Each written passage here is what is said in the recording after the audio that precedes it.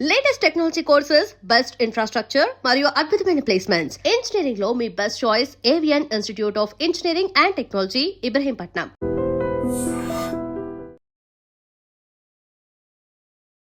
నమస్కారం, welcome to I dream. ధర్మ మార్గం విత్ విజిత కార్యక్రమానికి స్వాగతం.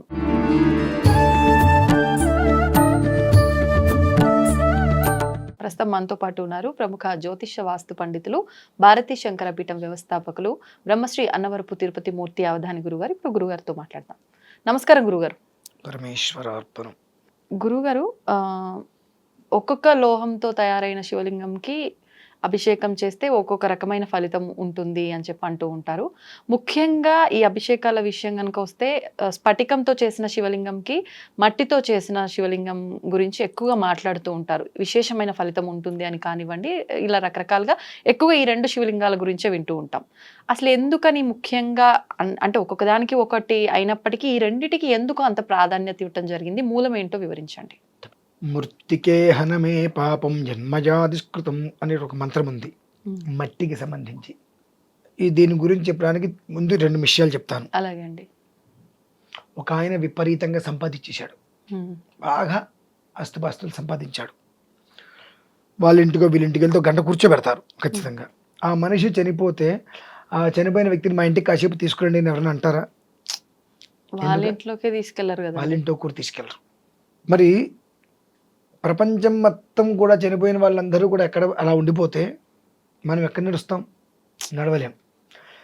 ఈ భూమి అనేటువంటిది అన్నిటిని కూడా మట్టిగా మార్చేసేసుకుంటుంది, తనలోకి నింపుకొని ప్రతిదీ కంప్లీట్గా మట్టిగా మార్చేసుకొని మళ్ళీ అన్నిట్లో కూడా శుద్ధి చేసేసుకుంటుంది. అందుకనే మృత్తికే హనమే పాపం అంటాం. మట్టి అనేటువంటిది అన్నిట్లకన్నా అత్యంత శ్రేయస్కరమైనటువంటిది. అన్ని లోహాలని కూడా తనలోకి ఇమిడ్చుకుంటుంది, అన్ని లోహాలని తనలోంచే బయటికి ఇస్తూ ఉంటుంది. అందుకనే శివాభిషేకంలో మట్టికి చాలా విశేషమైన ప్రాముఖ్యత. అలాగే స్ఫటికం శుద్ధము అని అంటారు, శాంతి అంటారు, ప్రశాంతత అంటారు, స్వచ్ఛత అంటారు. స్వచ్ఛత అంటే చాలా ఇక ఏమీ ఎలాంటి దోషాలు లేనటువంటిది, స్వచ్ఛత కలిగినటువంటిది. ఏమీ కూడా అందులో ఇక మనకు దోషాలు కనిపించవు. అది స్వచ్ఛత. స్వచ్ఛతకి మూలం స్ఫటికం. శుద్ధ స్ఫటికం అనేటువంటిది ఇటు చూస్తారు కనిపిస్తారు. అది స్ఫటికము అనగా నీటితో తయారవుతుందండి. నీరు పూర్తిగా మనం ఫ్రిడ్జ్లో పెడితే ఒక్కొక్కటి ఎలా అయితే గడ్డలాగా చేస్తూ ఉంటుందో అలా మైనస్ పూర్తిగా వాటి మీద ఒకదాని మీద ఒకటి ఒక చుక్క మీద చుక్క పది ఒక రాయిలాగా తయారైపోతుంది. అది దాంట్లోంచి స్ఫటికం వస్తుంది. మట్టి అనేటువంటిది పునర్జీవానికి మూలం. మట్టితో చేసేటువంటిది అర్చన పునర్జీవానికి మూలం. అంటే ఒక చెట్టుని మట్టిలో ఒక గింజ పెడితే మొక్క వస్తుంది, అదే మొక్క అదే వృక్షంలో మళ్ళీ చనిపోతుంది. కాబట్టి దేన్నైనా ఇచ్చేటువంటిది తీసుకునేటువంటిది భూమి, మట్టి. కాబట్టి ఒకటి పుట్టమట్టి అనేటువంటిది ఒకటి ప్రధానంగా చెప్తూ ఉంటాము. ఆ మట్టితో చేసేటువంటి శివలింగం పార్థివలింగం అంటాం. దానికి చేసేటువంటిది ఒక ఫలితం అయితే, ఈ స్ఫటిక శివలింగానికి చేసేటువంటి ఫలితం సామాన్యమైంది కదండి. శుద్ధ స్ఫటిక సంకాశం త్రినేత్రం పంచవక్త్రం అని చెప్పి ఈశ్వరుడు యొక్క తత్వం. కైలాస శిఖరే రమ్యే శంకరస్య శివాలయే దేవతాస్తత్ర మోదంతి తన్మే మనఃశివ సంకల్పమస్తు. నీ మనస్సులో ఏదైతే కనుక సంకల్పం మనస్ఫూర్తిగా ఇది నా సంకల్పం అనేటువంటిది చెప్పుకొని ఉన్నావో అది పూర్తిగా కూడా నెరవేర్చేటువంటి వాడు శివుడు ఒక్కడే. అందుకనే పూర్తిగా కూడా మండలాంతర్గతంగా శుద్ధమైన స్ఫటికానికి కనుక అభిషేకం చేసినట్లయితే కోరిక తీరుతుంది అనేటువంటిది ఒక విధానం. ఒక శివలింగానికి మనం అభిషేకం చేస్తేనే విశేషంగా ఫలితాలు ఉంటాయి. అదే ఒక సోమవారం, లేదంటే ఒక ఆరుద్ర నక్షత్రం, ఒక మాస శివరాత్రి, ఒక మహాశివరాత్రి, ఇటువంటివి ఏదైనా పర్వదినాలు వచ్చినప్పుడు కనుక చేసినట్లయితే అంతకు మించి ఫలితం వస్తుంది. దానికి మించి మానవ జీవితంలో ఉండేటువంటి ప్రతి ఒక్క మనిషికి కూడా ఉత్తమమైనటువంటి యోగా ఇచ్చేటువంటి పర్వదినాలు కొన్ని వస్తుంటాయి. రేపు 13వ తారీఖు వచ్చినట్టుగా జూలై 13 ఏంటి ఆ రోజు విశేషం? జూలై 13వ తారీఖు మాస శివరాత్రి, ఇందు అమావాస్య, ప్రదోషకాల పర్వదినము, ఆర్ద్ర నక్షత్రం, సోమవారం అన్ని కలిసి వచ్చాయి. దీన్ని అర్ధాహోరాత్రము అంటారు. అర్ధమహామాస శివరాత్రి అనేటువంటిది కూడా పదం. జ్యేష్ఠ మాసంలో రావడం అనేటువంటిది యోగకాలం. ఎన్ని వచ్చినటువంటి రోజు నాడు ఒక శివలింగానికి అభిషేకం చేస్తే వచ్చే ఫలితం సామాన్యమైంది కాదు. అటువంటిది అదే కైలాస యంత్రము అని ఉంటుందమ్మా. మన ఇల్లు మనకి ఎలా అయితే ఉంటుందో అలా కైలాస యంత్రం అనేటువంటిది ఒకటి ఉంటుంది. 1100 శివలింగాలతో కైలాస యంత్రాన్ని స్థాపించి 12 గంటల పాటు ఏకధాటిగా ఆ ఈశ్వరుడికి అభిషేకం చేయడం సామాన్యమైన విషయమా? సంధ్యాకాలమునందు 1,00,000 ఒత్తులతో దీపార్చన చేయడం అనేటువంటిది సామాన్యమైనటువంటి విషయం అయితే కాదు. అంతటి మహత్తరమైన క్రతువు జరుగుతుంది. మన కాటేదాన్లో అయ్యప్ప స్వామి దేవాలయం ఉంది, ఆ దేవాలయంలో జరుగుతుంది.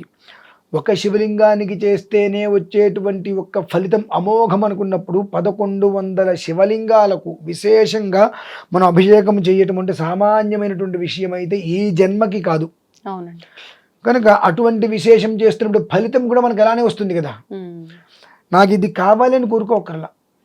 మనస్సు ఈశ్వరారాధనలో మనస్సు స్వచ్ఛంగా ఉండాలి. మనం తలందా నీళ్ళు పోసుకొని 100 బకెట్లు నీళ్ళు పోసేసుకొని నన్ను ముట్టుకోవద్దు అనే అంటరానితనాన్ని చూపిస్తే అక్కడ నువ్వు ఎంత చేసినా ఉపయోగం లేదు. మనస్సు స్వచ్ఛతగా ఉంచుకొని, దానికి తగ్గ ఒక డ్రెస్ కోడ్ ఉంటుంది, దాంతో మనస్సు స్వచ్ఛతగా ఉంచుకొని హరహర అని చెంబు నీళ్ళు పోస్తే ఆ నీరు స్వామివారి నుంచి కిందకి దిగే లోపు నీకు ఆ ఫలితాన్ని ఇవ్వగలుగుతాడు ఆయన. అంతగా భూమి మీద స్మరించగానే తరింప చేయటానికి వచ్చేటువంటి వ్యక్తి ఎవరైనా ఉందంటే ప్రధానమైనటువంటి వాడి శివుడు. కాబట్టి ఆ రోజునాడు జరిగేటువంటి దాంట్లో ఇది జనాలందరి దగ్గరికి వెళ్ళాలి, తెలియాలి. ప్రతి ఒక్కరూ కూడా అంతటి జరిగేటువంటి మహత్తరమైనటువంటి కైలాసనాథుడి యొక్క శివాభిషేకమునందు పాల్గొని వారి స్వహస్తాలతో 1111 మొత్తం శివలింగాలు వస్తాయి కైలాస యంత్రం. ఆ 1111 శివలింగాలకి వారి స్వహస్తాలతో అభిషేకం చేసుకోవచ్చమ్మా. అంతటి అద్భుతమైనటువంటి యోగం అనేటువంటిది భగవంతుడి యొక్క కృపంగా ఆయన యొక్క అనుగ్రహంతో ఏర్పడింది. కనుక ప్రతి ఒక్కరూ కూడా సద్వినియోగం చేసుకుంటే చాలా శ్రేయస్కరమైనటువంటి విషయాన్ని అయితే నేను మన ఐ డ్రీమ్ ఛానల్ తరఫున వ్యూవర్స్ అందరికీ, భక్తులందరికీ కూడా తెలియపరుస్తున్నాను. ఏ సమయంలో గురుగారు ఆ రోజున ఇదంతా కూడా? 13వ తారీఖు మధ్యాహ్నం 12 గంటలకి మొదలవుతుందమ్మా.